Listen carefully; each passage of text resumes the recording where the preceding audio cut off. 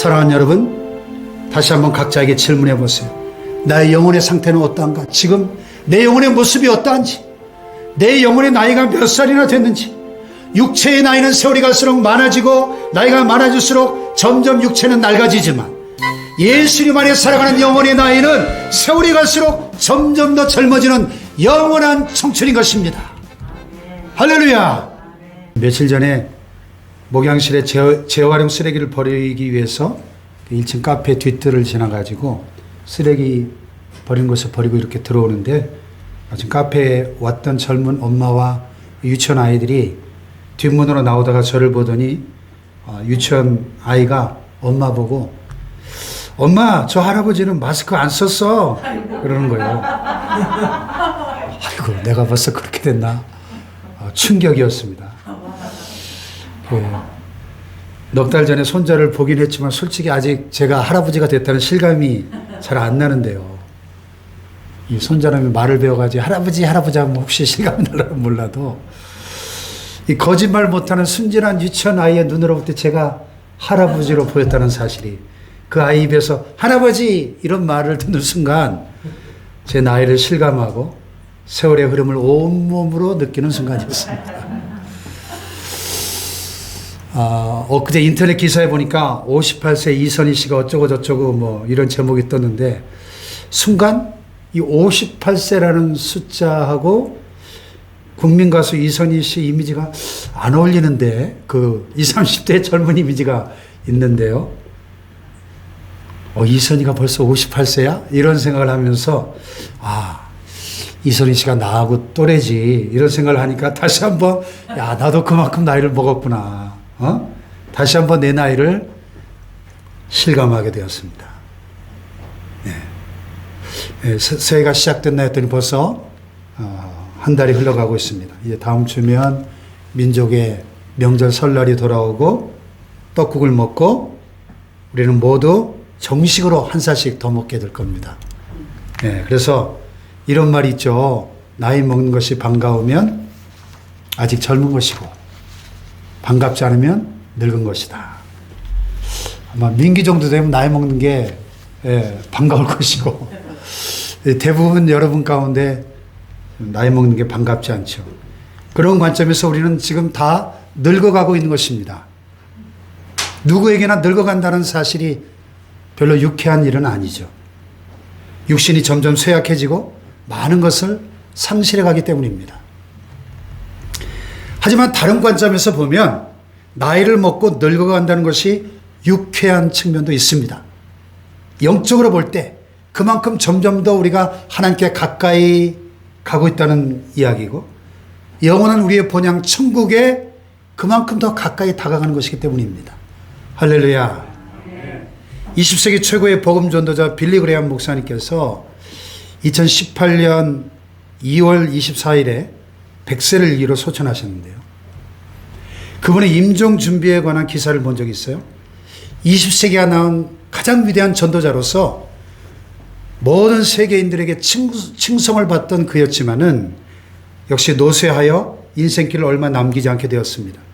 당시 그의 나이가 87세였는데 전립선 암과 뇌 수종을 앓고 있었습니다. 파킨슨씨 병도 같이 왔었죠, 나중에는.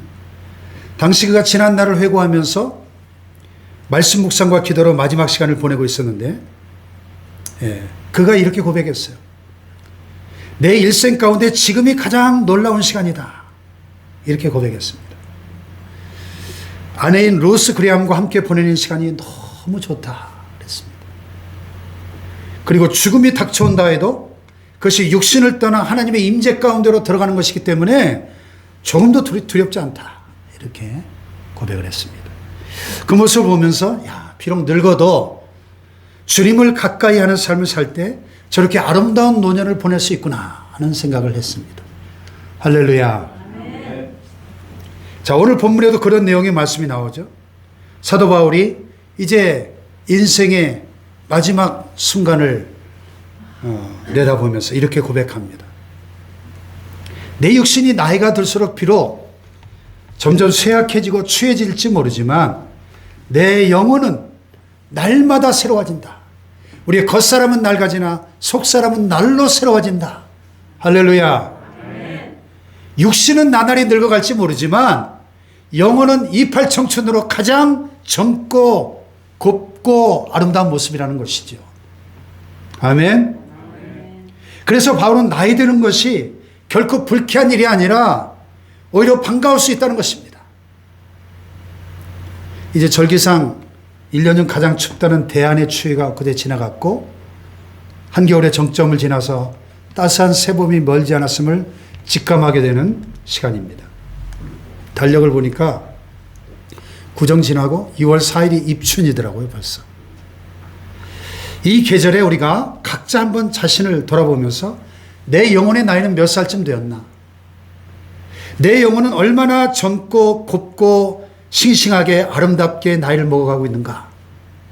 이런 질문을 한번 던져보시기 바랍니다. 아무쪼록 오늘 말씀을 통해서 우리 영혼이 더 풍성해지고 더 젊어지고 아름다워지는 복이 임하기를 주님의 이름으로 축원합니다. 자, 이 16절을 다시 한번 보시면 같이 한번 읽어볼까요? 16절 시작. 그러므로 우리가 낙심하지 아니하노니 우리의 겉사람은 낡아지나 우리의 속사람은 날로 새로워지도다. 그랬습니다. 이전에 한글 개역 성경은 우리의 겉사람은 낡아지나 이 구절을 우리의 겉사람은 후패하나 이렇게 번역했었죠. 후패한다. 이 말의 헬라어 디아프데로이라는 말은 파괴하다, 파멸시키다, 부패시키다 이런 뜻입니다. 우리 인간은 육체와 영혼으로 되어 있지 않습니까? 육체는 겉사람, 영혼은 속사람입니다. 우리의 겉사람, 육체는 후패한다, 낡아진다. 우리의 육체는 태어나서 일정 기간 동안 보통 한 25세 전후까지 성장을 하지만 그 후로는 갈수록 노화되어집니다. 아무리 건장한 사람도 20대 후반이 되면 자기도 모르게 점점점 노화되기 시작하는 거죠. 그래서 육체적으로 가장 예민한 운동선수들을 보면 뭐 종목마다 조금씩 차이는 있지만은 27, 8세만 넘어도 벌써 은퇴 소리가 나오는 걸 봅니다. 이렇게 육체는 세월이 갈수록 노화되고 쇠퇴합니다. 그래서 후패한다, 디아프데로이가 바로 그런 뜻이에요. 낡아져 간다, 닳아서 헤어진다, 부패한다, 썩는다 그런 뜻이에요. 우리 육체가 나날이 그렇게 된다는 겁니다. 특별히 40, 50대 중년을 넘어가면서 이 육체의 노화 현상이 확연하게 나타나기 시작하죠. 어느 날 문득 머리카락이 빠지기 시작하고 흰머리가 늘어나고 노안이 시작돼서 눈이 침침해지고 쉽게 피로를 느끼고 신체 기능이 예전 같지 않음을 직감하게 됩니다. 성경에도 보면 인간의 육체가 이렇게 후패하는 모습을 여러 구절에 묘사하는데 그 중에서도 이 노아의 모습을 가장 리얼하게 묘사한 구절이 전도서 12장 3절로 5절입니다. 그런 날에는 집을 지키는 자들이 떨 것이며 힘 있는 자들이 구부러질 것이며 맷돌질을 하는 자들이 적음으로 그칠 것이며 창들로 내다보는 자가 어두워질 것이며 길거리 문들이 닫혀질 것이며 맷돌 소리가 적어질 것이며 새 소리로 말미암아 일어날 것이며 음악하는 여자들은 다 쇠해질 것이며 또한 그런 자들은 높은 것을 두려워할 것이며 길에서는 놀랄 것이며 살구나무가 꽃이 필 것이며 메뚜기도 짐이 될 것이며 정욕이 그치리니 이는 사람이 자기 영원한 집으로 돌아가고 조문객들이 거리로 왕래하게 됨이니라. 이 그림이 그려지십니까? 노화 현상에 대한 비유적인 표현들인데, 자, 집을 지키는 자들이 뭘 가리킬까요? 집을 지키는 자들, 이 손을 가리킵니다. 늙으면 손이 무기력해져 손이 이렇게 떨게 되죠. 네. 원로 목사님들 이렇게 이 축도하실 때 보면 이렇게 떨면서 축도하는 분들이 많아요. 힘 있는 자들은 뭘 말할까요? 우리 인체에서 가장 힘 있는 부분이 어디예요? 허리와 다리, 그죠? 허리와 다리가 늙으면 어떻게 구부러지죠? 이렇게. 힘이 없어지죠. 맷돌질하는 자들은 뭘까요? 이 치아가 왕창 빠져가지고 맷돌질하기가 음식을 씻기가 어려워진다. 그런 말입니다. 창들로 내다보는 자는 눈이 침침하고 어두워지죠. 길거리 문들이 닫혀진다. 길거리 문들 귀를 가리킵니다. 청각이 어두워져서 점점 가는 길가 먹게 됩니다. 그래서 어떤 분이 미국 갔다 와서 할머니한테 할머니 저 미국 그랜드 캐년 갔다 왔어요. 그랬더니 뭐라고? 그년도 개년이라고? 그랬잖아요. 귀가 어두워집니다. 예. 맷돌 소리가 적어진다. 음식물 먹을 때도 소리가 안 난다는 겁니다. 새 소리로 말미암아 일어난다. 잠을 깊이 못 자가지고 새벽잠이 점점 없어지는 겁니다. 네. 음악하는 여자들은 성대를 가리키죠. 늙으면 소리도 약해집니다. 그 왕년에 스타 가수들 가끔 60, 70 넘은 사람들 나와가지고 노래하는 거 보면 20, 30대 그 소리가 안 나와요. 또한 그런 자들은 높은 것을 두려워할 것이며 길에서는 놀랄 것이며, 노년이 되면 길을 가다가도 높은 거 계단 많은 걸 보기만 해도 벌써 어이쿠 가슴이 철렁하게 되고, 예, 길을 마음대로 거동하지 못하는 것을 가리킵니다. 살구나무가 꽃이 핀다. 살구나무 꽃이 이게 봉오리일 때는 분홍빛을 띠다가 만개해서 떨어질 때 되면 흰색으로 변하죠. 우리가 늙어서 백발의 머리가 되는 것을 묘사하고 있습니다. 메뚜기도 짐이 된다. 그만큼 몸이 약해진다는 거죠. 정욕이 그친다. 성욕이 없어지고 매사의 의욕이 사라지는 것을 가리킵니다. 이런 사람이 자기 영원한 집으로 돌아가고 조문객들이 거리로 왕래하게 됨이니라. 그 사람의 장례식 장면을 묘사하고 있습니다. 자, 이렇게 육체가 후퇴하고 노화되다 보니까 자연히 현대인들이 이 외모나 건강에 굉장히 신경을 쓰게 되죠. 그래서 요즘 초고령화 사회가 되면서 노화 방지를 위한 건강식품이나 약품이나 화장품이 굉장히 인기가 많죠. TV 홈쇼핑 보면은 온통 그런 것들 선전입니다. 이 현대인들이 늙지 않으려고 무진장 애를 씁니다. 뭐 보톡스 주사도 맞고, 아무리 그래도 여러분 유수처럼 흘러가는 세월을 막을 자가 있습니까? 옛날 유행가에 그런 노래가 있었죠. 가는 세월 그 누구가 막을 수가 있나요? 흘러가는 시냇물을 막을 수가 있나요? 그렇습니다. 이 육체 후퇴하는 거, 늙어가면 막을 자가 없죠. 막을 자가 없죠. 그러니까 늙어가는 것을 그대로 인정하고 받아들이는 것이 지혜롭고 현명한 것입니다. 아멘. 이 성경은 우리의 육체를 부정적으로 보거나 죄악시하지 않습니다. 하나님의 지으신 모든 것이 선함에 감사함으로 받으면 버릴 것이 없느니라 그랬습니다. 아멘. 육체는 하나님의 창조물이요 선물입니다. 그러니까 건강관리 잘 하시고 최대한 아름답게 가꾸고 관리하는 것이 하나님의 뜻이라는 것을 알아야 됩니다. 아멘. 그래서 염색도 좀 하시고 눈썹 문신도 좀 하시고 쌍꺼풀 수술도 좀 하시고 늙어갈수록 자신을 좀 관리하십시오. 그런데 중요한 것은 그것이 전부가 아니라는 사실을 알아야 됩니다. 그것만을 전부로 알면 오히려 낙심하게 되죠. 육체가 낡아지고 노화되는 것에 너무 마음을 빼앗기면 안 됩니다. 그것은 우리의 주목 대상이 아니에요. 18절 말씀에 보면 우리가 주목하는 것은 보이는 것이 아니다. 이 주목한다는 말이 헬라로 스코페오인데요. 감시자, 경비원, 표적, 표대, 목표를 뜻하는 스코포스라는 말에서 유래가 됐습니다. 그래서 주목한다는 것은 주시한다, 뚫어지게 바라본다, 예의주시한다, 그런 뜻입니다.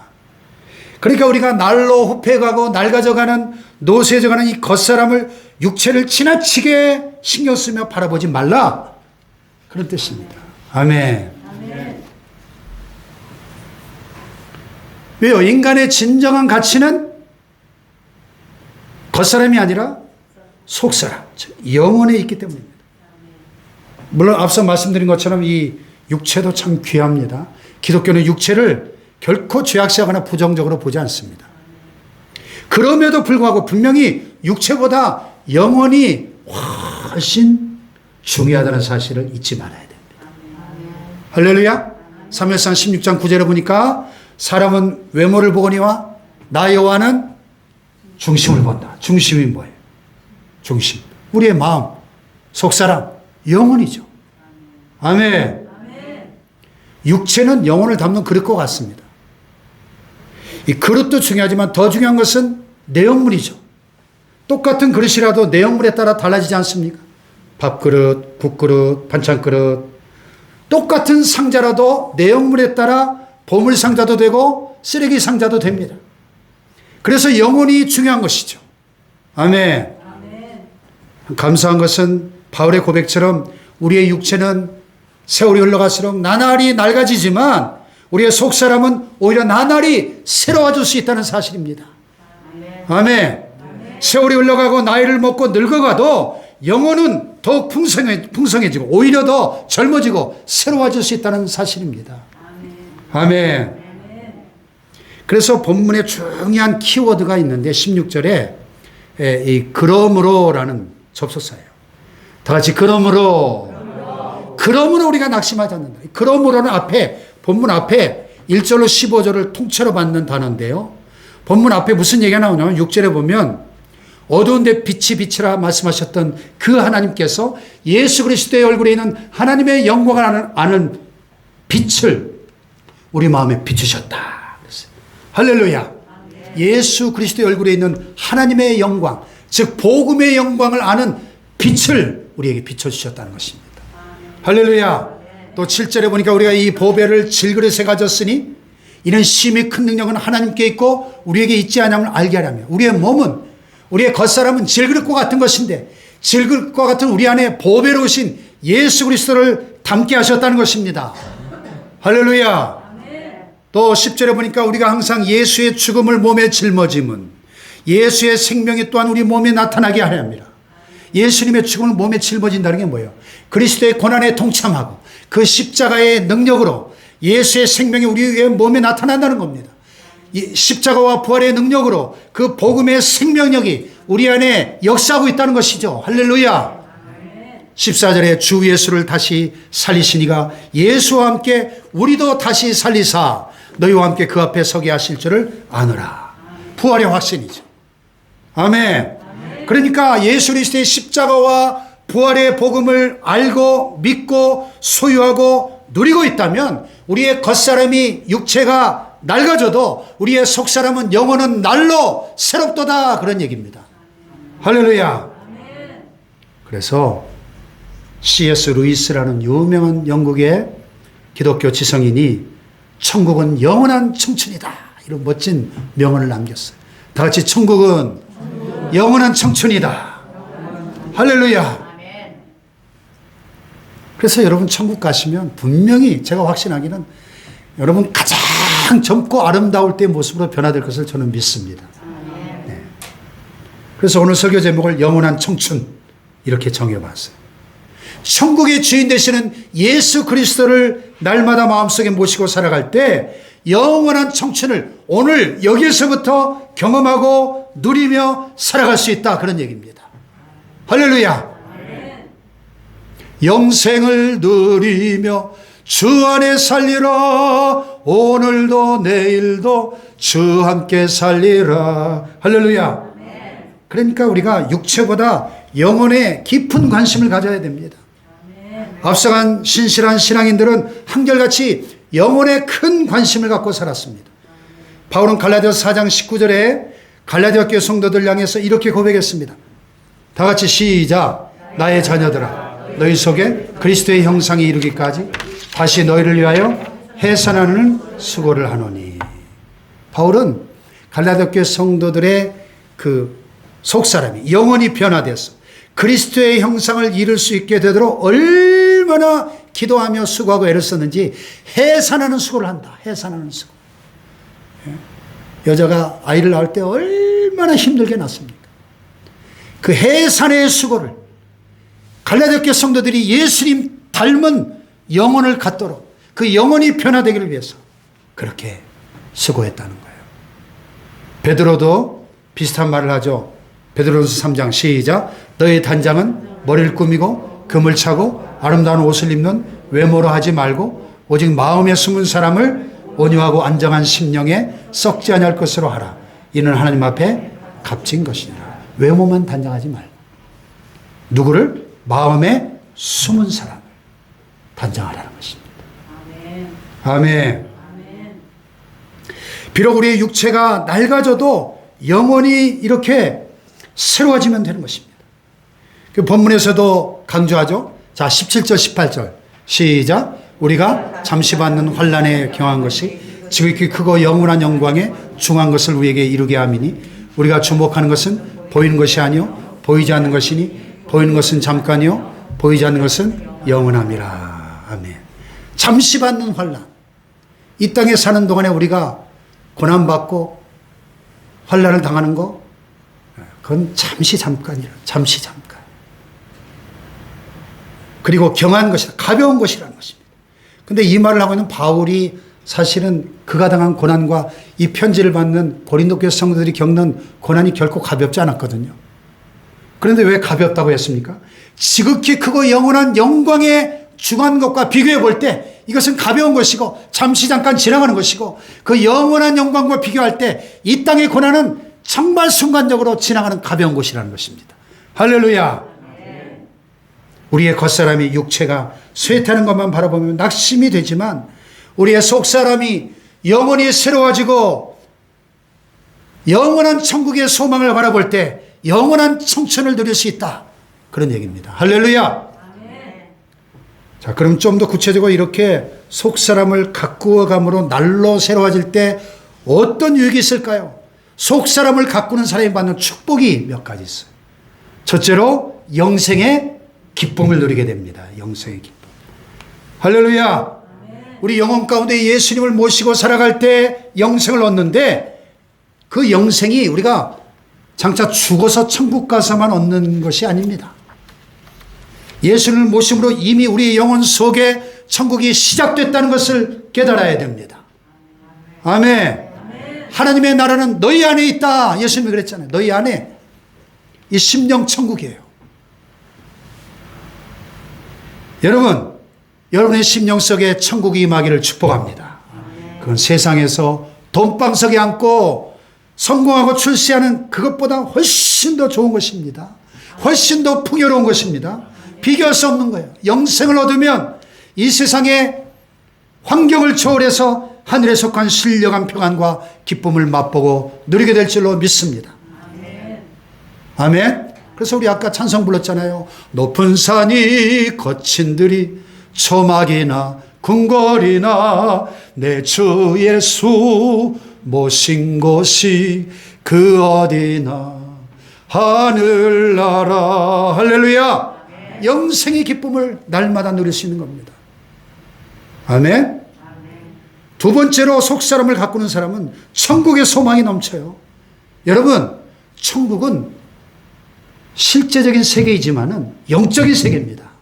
그렇기 때문에 우리의 육안으로 보이지 않는 것입니다. 그러나 영안으로 우리의 영혼의 눈을 통해서는 볼 수 있습니다. 그런데요, 영혼이 맑지 않으면, 영안이 흐려지면 잘 보이지 않습니다. 영혼이 새로워질수록, 영안이 밝아질수록 천국은 더 가까이 분명하게 보입니다. 그것이 곧 천국의 소망입니다. 할렐루야. 이 천국의 소망에 넘칠 때 이 세상에서 겪는 모든 고난을 넉넉히 이길 수 있는 것입니다. 할렐루야. 왜냐하면 천국의 영광을 볼 때 그 엄청난 영광이 이 세상의 고난을 가볍게 느끼게 해주기 때문입니다. 할렐루야. 천국의 영광을 본 사람이 그 하나님 나라 위해서 성전 건축할 때 막 전재산도 바치고 하는 거예요. 천국의 영광을 맛봤으니까 그렇게 할 수 있는 것입니다. 여러분 안에 천국의 소망이 넘치게 되기를 축복합니다. 할렐루야. 세 번째로 육체의 건강과 아름다움도 누리게 됩니다. 여러분, 우리의 육체와 영혼은 서로 긴밀한 상호관계를 맺고 있습니다. 서로 영향을 주고받아요. 그래서 영혼이 새로워지면 그것이 육체에도 직접적인 영향을 줍니다. 외모도 아름다워지는 거예요. 네. 그래서 여러분 우리말의 얼굴이란 말이 본래 이 얼꼴이란 말에서 왔다 그러잖아요. 얼꼴. 얼이 뭐예요? 얼. 이런 얼 빠진 놈. 얼이 뭡니까? 우리 정신, 영혼. 예? 꼴은 뭐예요? 모양이죠. 그 얼굴이 뭐냐? 얼꼴. 영혼의 모양이에요. 우리 얼굴은 영혼의 모양입니다. 우리 영혼이 강건하고 아름다워지면 외모도 좋아진다는 거예요. 그러니까 보기 좋게 늙을 수 있는 겁니다. 네. 어느 신앙 좋은 부인 이야기인데 이분이 항상 밝은 표정이에요. 천사처럼. 그래서 주변 사람들이 다 좋아해요. 근데 나이를 알고 나면 깜짝 놀랍니다. 왜냐하면 10년 이상 젊어 보이니까. 그래서 주위에 자꾸 묻는 거야. 젊어 보이는 비결이 뭡니까? 겸연쩍어서 대답 못하다가 하도 성화를 부리니까 이렇게 하는 수 없이 대답합니다.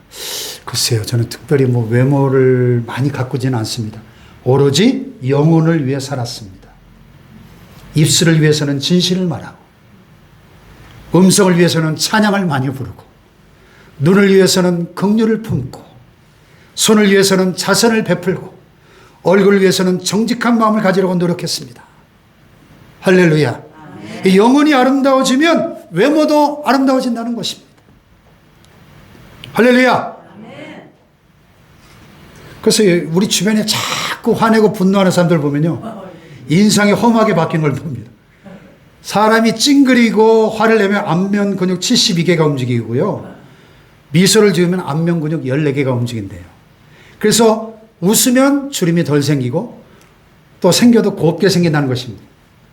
실제로 연로에서 이렇게 주름이 생기는 분들 볼 때 가만히 보면 어떤 분은 주름이 이렇게 웃고 있어요. 근데 어떤 분은 주름이 화를 내고 있습니다. 오랜 세월을 거치면서 인상이 달라진 것입니다. 영혼의 평안과 기쁨이 넘치면 분명히 얼굴이 좋아지는 것입니다. 할렐루야. 건강 문제도 마찬가지예요. 물론 이 건강에 유전적 요인이나 환경적 요인이 많이 있지만은, 함부로 말할 수는 없는 것이지만은, 보편적으로 영혼의 상태가 육체의 건강에 직접적 영향을 끼친다는 것은, 그것은 분명한 사실입니다. 그래서 이런 말이 있죠. 건강한 신체에 건강한 정신이 깃든다. 뭐 이 말도 틀린 말은 아닌데, 사실은 인과관계를 보면 이게 사실 뒤집힌 이야기예요. 건강한 신체에 건강한 정신이 깃든 게 아니라 건강한 영혼이 건강한 육체를 만들어내는 겁니다. 거꾸로. 오히려 성경이 뭐라 그랬어요? 마음의 즐거움은 양약이라도 심령의 근심은 뼈를 마르게 한다 그랬어요. 할렐루야. 또 하나, 속사람을 가꿀 때 부활의 소망이 충만하게 됩니다. 부활의 소망. 사실 우리에게 가장 중요한 것은 부활의 소망이죠. 우리의 영혼이 구원받고 새로워지는 것도 참 귀한 일이지만, 궁극적으로 우리의 몸의 구속, 즉 육신도 완전히 새로워지는 그 구원의 완성, 그 구속의 완성의 그 소망이 우리에게 있는 것입니다. 우리가 썩어지고 흙으로 돌아갈 이 육신이지만은 반드시 부활할 때가 옵니다. 부활할 때. 예. 언제가 그때입니까? 예수님이 재림하시는 그날에 주께서 호령과 천사등의 소리와 하나님의 나팔 소리로 친히 하늘로부터 강림하시리니, 그리스도 안에서 죽은 자들이 먼저 일어나고 그 후에 우리 살아남은 자들도 그들과 함께 구름 속으로 끌어올려 공중에서 주를 영접하게 하시리니, 그리하여 우리가 항상 주와 함께 있으리라. 아멘. 할렐루야. 빌립보서 3장 20절에도 오직 우리의 시민권은 하늘에 있는지라, 거기로서 구원하는 자 곧 주 예수 그리스도를 기다리노니 그가 만물을 자기에게 복종케 하실 수 있는 자의 역사로 우리의 낮은 몸을 자기의 영광의 몸의 형체와 같이 변하게 하시리라. 아멘. 부활의 소망으로 충만하시기를 축복합니다. 할렐루야. 자, 결론적으로 그러면 어떻게 해야 우리의 속사람이 영혼을 젊고 아름답게 가꿀 수 있을까요? 어떻게 하면 우리 속사람이 날로 새로워지는 영원한 청춘을 누릴 수 있을까요? 첫째로 마음의 문을 통제해야 됩니다. 마음의 문. 우리의 마음속에 시도 때도 없이 세상의 악한 것들이 밀고 들어옵니다. 그러므로 우리가 마음의 문을 잘 통제하는 게 중요합니다. 우리가 집에 있을 때 함부로 문 열어주지 않잖아요. 아무한테나. 예, 초인종이 울리면 누군지 신원을 확인하고 유익한 사람에게만 문을 열어주지 않습니까? 마찬가지로 우리의 마음속에 좋은 것들만 받아들여야 합니다. 우리의 마음속에 미움, 다툼, 시기, 질투, 의심, 교만, 탐욕, 음란, 염려, 불안, 이런 백해무익하고 악한 것들을 절대로 들여보내면 안 되는 것입니다. 아멘. 그럴 때 우리의 속사람을 순결하고 아름답게 보존할 수가 있는 것입니다. 아멘. 두 번째는 죄악의 잡초를 제거해야 돼요. 마음의 문을 통제하는 것도 중요하지만 더불어서 우리의 마음속에 끊임없이 자라나는 이 죄악의 잡초들을 뽑아내야 됩니다. 우리 마음속에는 죄성이 도사리고 있습니다. 밖에서 밀고 들어오는 악한 것들도 문제지만은 우리 안에서 잡초처럼 돋아나는 이 죄악의 잡초가 더 문제입니다, 사실은. 우리가 육체를 갖고 이 땅에 사는 한 피할 수 없는 문제예요. 그래서 농사하는 분들, 또 전원생활 하는 분들 얘기 들어보면 1년 중에 5, 6월, 7, 8월까지 바쁘고 힘든데, 왜냐하면 이 잡초를 뽑고 돌아서면 어느새 또 돋아나고, 뽑고 돌아서면 또 돋아나고, 이 잡초와의 전쟁이 너무너무 힘들다는 거예요. 우리 마음도 마찬가지입니다. 영적으로 그냥 늘 깨어서 이 죄성의 잡초가 돋아나는 것을 계속 뽑아주지 않으면 어느새 우리의 마음은 그냥 잡초가 무성한 밭처럼 되는 거예요. 이 죄악의 잡초를 계속 뽑아줘야 됩니다. 그걸 가리켜 성경은 회개라고 말하는 거예요. 회개. 회개. 아멘. 회개하라, 천국이 가까이 왔느니라. 예수님의 첫 설교였습니다. 회개. 그래서 즉각적인 회개, 반복적인 회개, 지속적인 회개가 중요한 것입니다. 할렐루야. 그래야만 우리의 속사람이 깨끗함을 유지할 수 있는 것입니다. 마지막으로 기도와 말씀으로 성령 충만을 유지해야 됩니다. 아멘. 우리의 마음에 악한 것들이 들어오는 것을 막고 마음속에서 죄가 돋아나는 것을 조심하는 것은 어디까지나 소극적인 것이죠. 그러나 여러분, 최선의 방어는 뭐예요? 공격이란 말처럼 신앙도 공격적인 것이 좋습니다. 죄악을 막아냄과 동시에 적극적으로 우리가 하나님의 전신갑주를 입고 악한 영들과의 이 죄악의 세력들과의 영적 전쟁에 임해야 됩니다. 할렐루야. 하나님의 은혜를 받아야 돼요.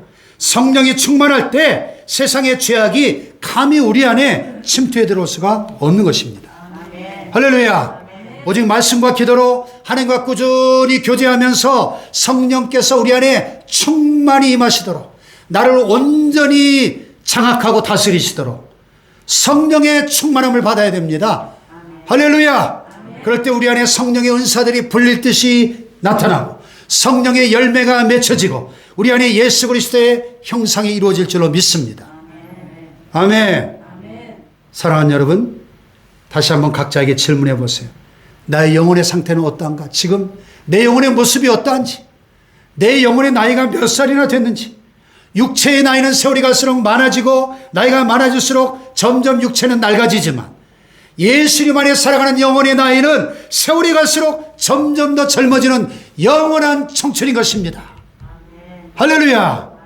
우리가 영적으로 계속 경건의 훈련을 쌓아갈 때 마음의 문을 통제하고 죄악의 잡초를 뽑아내고 성령이 충만할 때 우리의 영혼이 육체와 달리 나날이 새로워질 줄로 믿습니다. 우리의 영혼이 나날이 새로워지고 젊어져서 하나님을 기쁘시게 해드리고 우리 자신도 풍성한 생명을, 영원한 청춘을 누리는 삶이 되시기를 주님의 이름으로 축원합니다. 축원합니다.